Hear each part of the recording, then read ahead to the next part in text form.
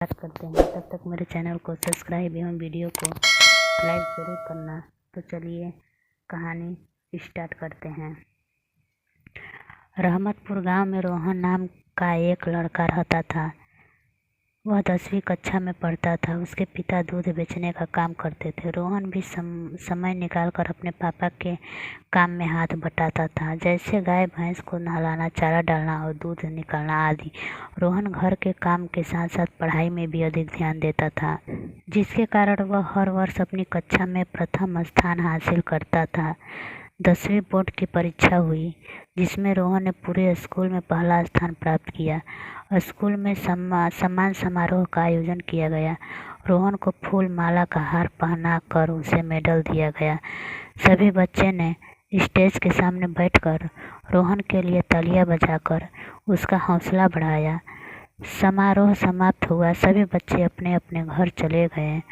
रोहन अपना बैग लेने के लिए क्लासरूम में जाकर देखता है कि एक लड़की, जिसका नाम मीनू है, वह टेबल पर अपना सिर झुकाकर रो रही थी। उस रूम में कोई और नहीं था। रोहन ने मीनू के पास जाकर पूछा, तुम क्यों रो रही हो? सभी बच्चे अपने अपने घर जा चुके हैं, तुम भी अपने घर जाओ। मीनू बहुत ही सुंदर और बुद्धिमान लड़की थी। उसने रोहन से रोते हुए कहा, मैंने इस बार पढ़ाई में बहुत मेहनत की थी, लेकिन मैं स्कूल में प्रथम स्थान हासिल नहीं कर सकी। मैंने अपने माता पिता से वादा किया था कि इस बार ज़रूर मैं प्रथम आऊँगी, लेकिन ऐसा नहीं हो सका। अब मैं अपने माता पिता के सामने कैसे जाऊँ? उन्होंने कहा, अच्छा तो ये बात है, तुम इसलिए रो रही हो? मीनू को हौसला देने के लिए रोहन ने पूछा, क्या मैं तुम्हें दोस्त कह सकता हूँ? मीनू ने सिसकते हुए कहा, जी हाँ। रोहन ने मीनू के आंसू पोंछते हुए कहा, दोस्त, जब रेस होती है तो उस रेस में बहुत सारे लोग भाग लेते हैं, लेकिन विजय किसी एक की होती है। ठीक इसी प्रकार हम सभी पूरे साल मेहनत करते हैं, लेकिन परीक्षा में किसी एक को ही प्रथम स्थान प्राप्त होता है। इस बार अपनी कमियों को ध्यान में रखकर पढ़ाई करो। मुझे पूरा विश्वास है कि तुम प्रथम स्थान जरूर प्राप्त करोगी। रोहन की बातें सुनकर मीनू के अंदर एक नई चेतना सी जग गई। वह दोनों हाथों से रोहन को पकड़कर उसके गले लगकर तेज तेज रोने लगी। रोहन ने भी अपने दोनों हाथों से मीनू को पकड़कर गले से लगा लिया। इस तरह से दोनों कुछ मिनट तक एक दूसरे के गले लगे रहे।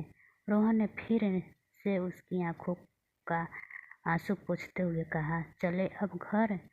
मीनू ने हल्की सी मुस्कान और इशारे से हाँ कहा। रोहन उसके चेहरे को देख उसके अंदर मीनू के लिए प्यार उमड़ पड़ा। रोहन मीनू को उसके घर पर छोड़कर अपने घर को चला गया। घर जाकर रोहन और मीनू पूरी रात सो नहीं सके। दोनों के सामने एक दूसरे के चेहरे ही दिख रहे थे। इस तरह से अब दोनों के बीच बेपनाह प्यार दिन प्रतिदिन बढ़ता जा रहा था। दोनों एक साथ रहने लगे थे। रोहन पढ़ाई में मीनू की मदद भी करता था। अब दोनों की स्कूल की पढ़ाई पूरी हो गई। मीनू अमीर घर से थी। मीनू के पिता ने उसकी आगे की पढ़ाई के लिए शहर के महंगे कॉलेज में दाखिला दिलवा दिया, लेकिन उस कॉलेज की फीस अधिक होने के कारण रोहन उस कॉलेज में दाखिला नहीं ले सका। उसने किसी और कॉलेज में दाखिला ले लिया। अब दोनों मिल नहीं पाते थे। समय बदला। रोहन के पिता की मृत्यु हो गई। अब रोहन का घर चलाना मुश्किल हो गया। रोहन अपने घर को चलाने के लिए अपने पिता की तरह घर घर जाकर दूध बेचने लगा। एक दिन रोहन सक्सेना साहब के घर पर दूध लेकर गया। सक्सेना एक बड़े अधिकारी थे। रोहन ने दरवाजे की घंटी बजाई। अंदर से आवाज़ आई, कौन? रोहन ने कहा, दूध वाला। सक्सेना साहब की लड़की एक बर्तन लिए घर से बाहर आई। उसने रोहन को ऊपर से नीचे तक देखा। रोहन उस लड़की को दूध देकर चला गया। अगले दिन फिर रोहन दूध लेकर आया। उस दिन सक्सेना साहब के घर पर कोई नहीं था। रोहन ने दरवाजे की घंटी बजाई। जैसे ही रोहन ने दूध वाला कमरे में से आवाज आई, अंदर आ जाओ। रोहन डरते हुए दूध लेकर अंदर जाकर देखा कि सक्सेना साहब की लड़की एक बर्तन लेकर खड़ी थी। उसने रोहन को सोफे पर बैठने के लिए कहा। रोहन ने मना किया, लेकिन फिर भी वह रोहन को सोफे पर बैठाकर बहुत सारी बातें करने लगी। रोहन को धीरे धीरे समझ में आने लगा कि सक्सेना साहब की लड़की को कहीं मुझसे प्यार तो नहीं हो गया। वह मुझसे ज़्यादा बातें क्यों कर रही है। रोहन जब भी सक्सेना साहब के घर दूध देने जाता, वह लड़की उसे पैसे भी अधिक देने लगी और उसे अच्छी अच्छी चीज़ें भी खाने को देने लगी। लेकिन रोहन का लगाव उस लड़की के प्रति बिल्कुल नहीं था। एक दिन लड़की ने रोहन को अपना नाम मधु बताते हुए अपने प्यार का इजहार कर दिया। वह रोहन को अपने गले लगाकर बोली, मैं आपसे बहुत प्यार करती हूँ, मैं आपसे शादी करना चाहती हूँ।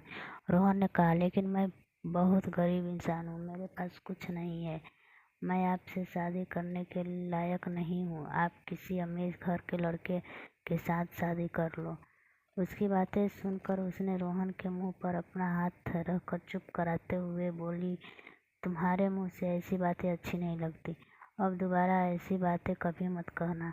रोहन ने अपने पहले प्यार के बारे में बताना चाहा, लेकिन मधु ने दोबारा से यह कहते हुए उसका मुंह बंद कर दिया कि मुझे अब आपसे कुछ नहीं सुनना, मैं आपसे शादी करूंगी। रोहन अपने घर आकर सोचने लगा कि मधु के पीछा कैसे छुड़ाए। अब रोहन को उसे अपने पहले प्यार मीनू की याद आने लगी। रोहन को समझ नहीं आ रहा था कि वह क्या करे। एक दिन रोहन मीनू के कॉलेज में जा पहुंचा। दोपहर की छुट्टी हुई थी। स्कूल के मैदान में एक पेड़ की छाया में मीनू और उसकी दोस्त बैठकर हंसी मजाक कर रही थी। तभी मीनू की निगाह उसकी तरफ आते रोहन पर पड़ी। मीनू तेजी से दौड़कर रोहन के गले से लग गई।